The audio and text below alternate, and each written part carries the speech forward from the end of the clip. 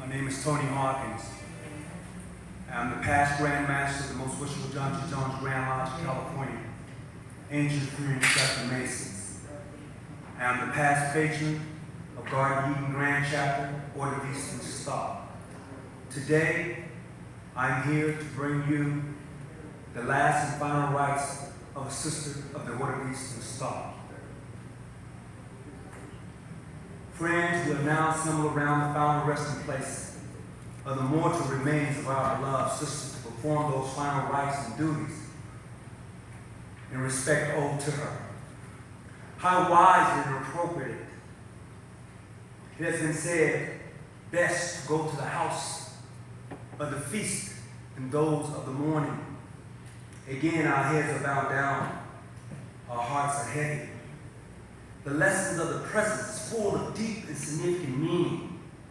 Our beloved sister have fallen into a deep battle, acknowledging the supremacy of death, yielding to its victory, to which none can resist, and entering into a deep sleep to which none has awakened.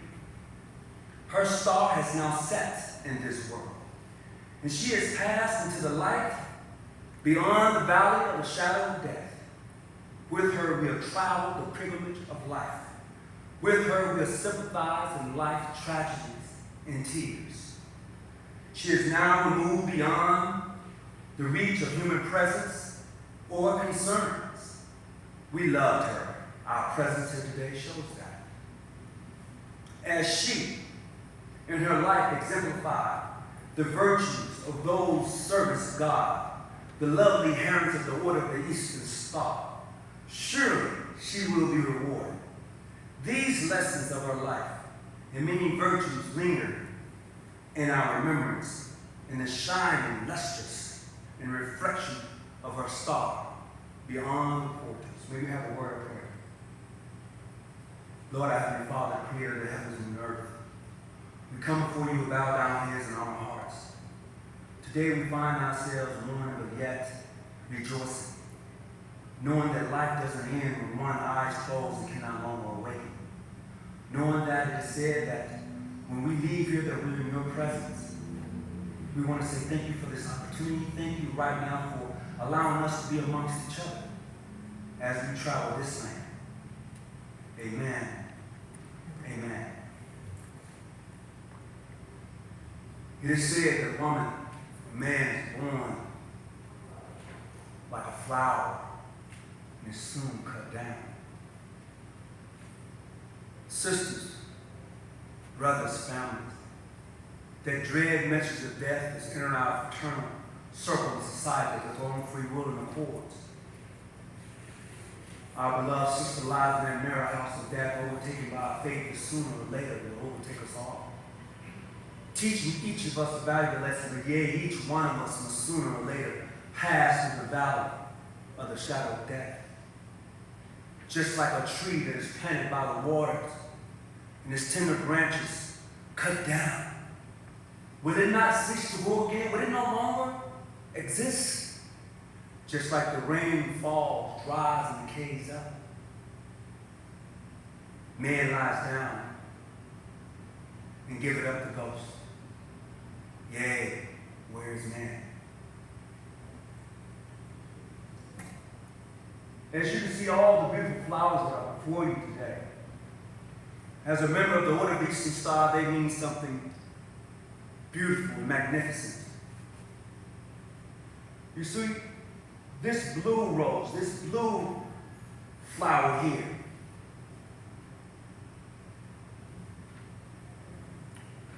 represents a deeper part of the sisterhood. This blue flower signifies friendship, teaches the lessons of the undying love, and the belief of true love is undying. That is the lesson of the blue flower.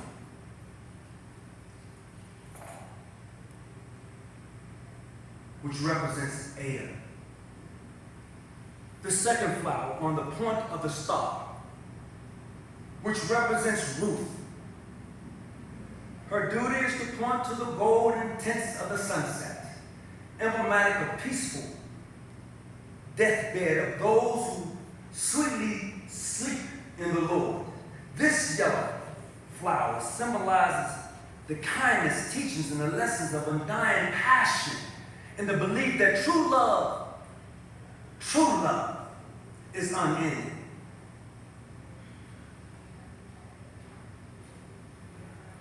This white flower, which represents Esther, the third point on the star, symbolizes the point of the pure heart, as inductive of the spotless and the inheritance reserved for those who live in the faith of the one who gives life. This white flower symbolizes truth and innocence. It teaches the lesson of a heart of purity and a belief that no word can not be heard by God.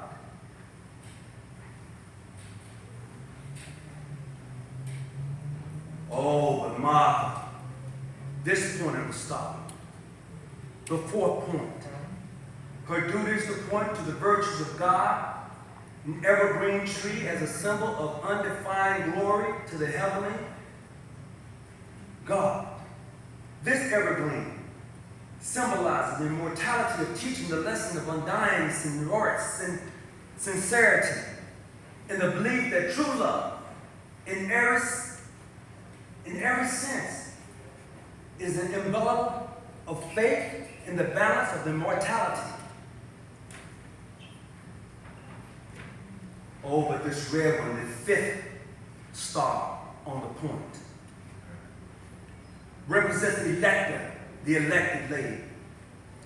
Her duty is to point to the rose in the tint of the brilliant sunset in the sun rays as promised a blissful resurrection of those who died in the Lord.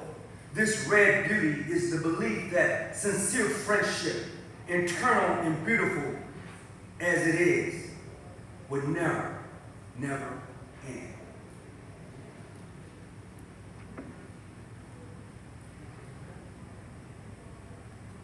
Those 5 points of the star, which represents the 5 hands of the order of the Eastern Star: Ada, Ruth, Esther, Martha, and Electra. I now want to take this bouquet of flowers, which symbolizes those 5 points of the order of the Eastern Star, and set them amongst those that are here in regards to our beloved sister.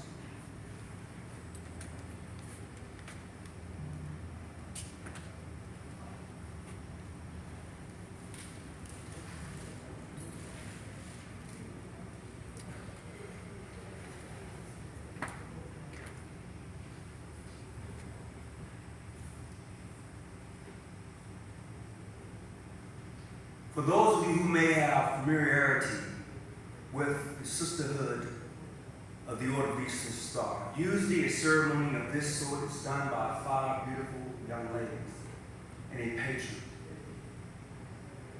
My sister Tiffany, it's funny, I tried to get her to join when she was here, but she's like, nah, she had some things to do, and then she did. She left, she told me. And I've always been partial to her and talking with her. She always kept me up on what was going on with the family, what I should do. You should go by, you should call mom, you should do this, you should do that. And, and it's amazing. Sometimes in life, you can be here today and definitely gone tomorrow. So on behalf of the Most Wishful John G. Jones Grand Lodge, State of California, Ancient Freedom Accepting Masons, in the Garden Eden Grand Chapter, Order of the Eastern Star, we want to say thank you for this great moment, this opportunity that you've allowed me to present you a brief insight on the Order of the Eastern Star, for which she was a part of. I didn't get a chance to really talk to her a lot about it, but her thrill and her joy about becoming a member said it all to me. Thank you.